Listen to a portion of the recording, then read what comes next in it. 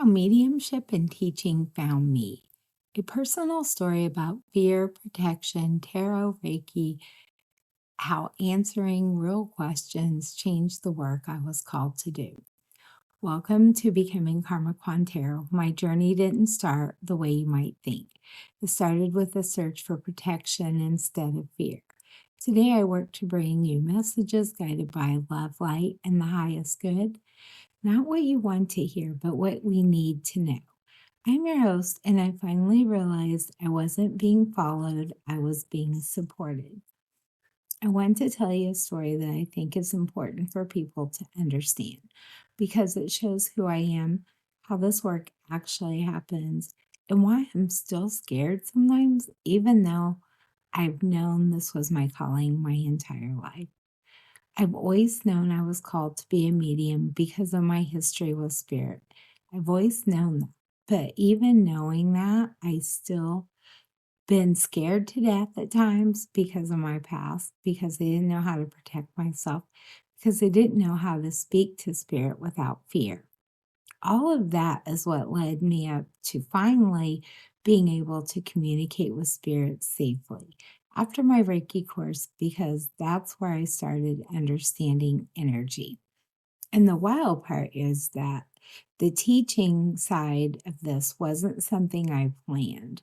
It came later because tarot became a way for me to communicate with my guides and answer questions, things that they ask a medium.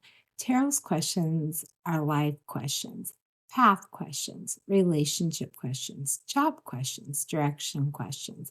And that's where the teaching part started to weave itself in, because you're not going to get a new relationship if you're sitting there every day dwelling on it and begging for it. You don't get what you're asking for if you stay locked in a negative emotional state all the time. But let me tell you what happened on TikTok, because this story right here is one of the biggest examples of how real this is and how human I still am while it's happening. I was on TikTok Live and a lady asked me if I could pick up a message from her husband for her. I told her I would try at the end of the session because these take all of my energy. But Spirit was not hearing that. As I tried to move forward with other questions, my brain could not even read the questions. I could not focus. I could not move on. Spirit was basically saying, no, you have to address this. I had to ask the lady if I could private message her, and I had to end the live at that point. So I got off the live, I reached out to the lady, and I told her I would give her a call in a few minutes. And I'm going to be honest, I was panicking.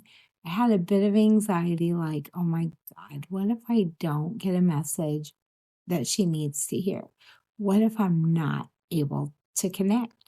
I always have this fear when reading for people who have lost loved ones, because I don't take that lightly. That's someone's heart. That's someone's spirit. That's someone's loved ones.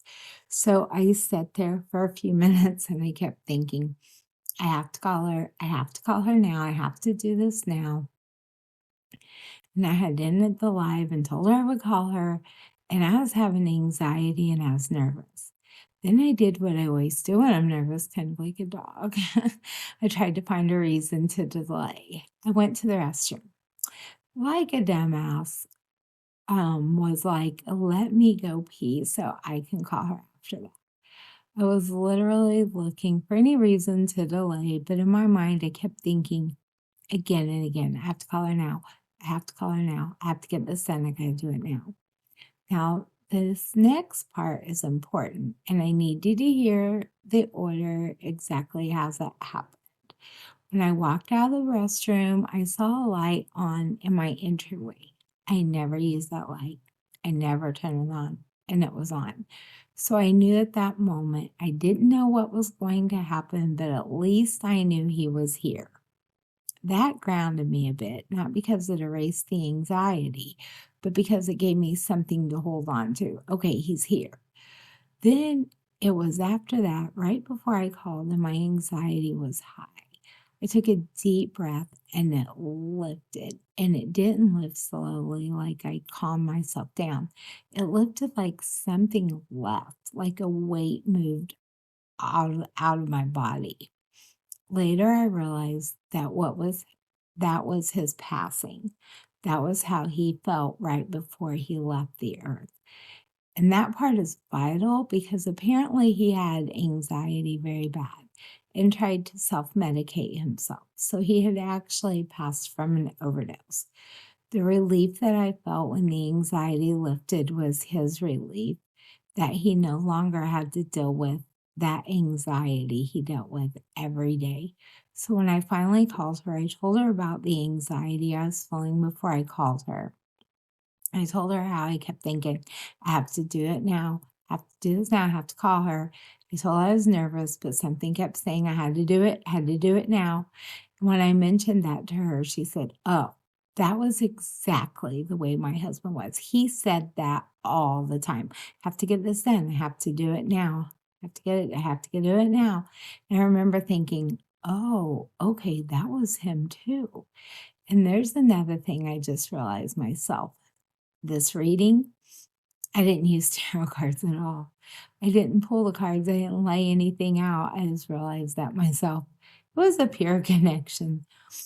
Then as we kept talking, I said something else to her. I told her, to be honest, if the light hadn't come on and I knew he was actually here, and that's what gave me comfort to give you a call. And she said, oh my God, I used to follow him around the house all the time, asking him to turn the lights off. Why do you have to have every light in the house on? So that in itself, again, was a sign from him as well that I was connecting with him. There were several little small signs in between as well, but these were the two biggest ones where I was like, holy crap, like this is, or two or three, like, holy crap, this is crazy. I have these feelings, and I told her, I said, I have a feeling you're still going to be following him around the house, turning the lights off. Because I have a feeling that's going to be his way of letting you know he's there. And I said, don't be surprised if you still have that problem all the time, because it's what happened to me. And I want to add this because this is how I know when I'm on point. When I'm connecting with people who have passed, I get goosebumps. The hair stands up on the back of my neck. I get emotional. That's how they tell me, yes, this is part of the message. Yes, this is what you're supposed to be letting them know. So when she said that about the lights and my whole body got goosebumps, that's how I knew it was going to be a sign for her. It was like my body said, yep, this is real. This is correct. This is part of it. And I'm telling you this because I never want to feel like this is all me. There's no way I could know the things that I come up with in readings. There's no way I even know sometimes if what I'm talking about is going to connect. Or sometimes I think it's going to connect in a different way than what it actually does. I'm just saying what I'm feeling when I'm going through what I'm picking up, and it resonates. And I'm always amazed. It's always surprising to me. It's always humbling. And I want to be clear about how people can work with me, because I realize that there has to be an energy exchange, or people take the answer and run and never take the work seriously, meaning the work I'm telling them they need to do. The kaleidoscope inner circle is a container that makes us sustainable. It's also where people can receive support in a grounded, consistent way. I like to help people understand how they can connect with their loved ones themselves, how they can ask for the signs, how they can see the signs, how they can feel them, what'll happen, what's their sign for them. So I have the first Thursday is a group session for psychic clarity, intuitive readings, and energy clearing, a message rooted in the highest intention. That's where the reading work happens.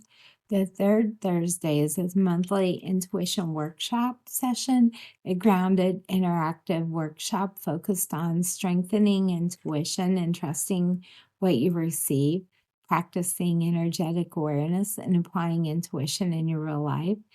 Every Inner Circle member receives one private email reading per month on a focused question delivered privately by email with clear and concise guidance. And VIP level includes both sessions, plus a monthly surprise gift like a coffee mug, small journal, 369 manifesting journal, or other intuitive manifesting focused items, t-shirts, you name it. That structure, that's the container, because I'm being called to do this work on a bigger scale. And I cannot do that if I have no way to support myself while doing it. I'm no longer reacting to what I lived through. I'm listening to what I'm being guided towards. Thank you for joining me on this journey of becoming CarmaQuanTarot. We'll continue the story next time. And remember, as always, words are spells, energy is sacred, intention is the magic.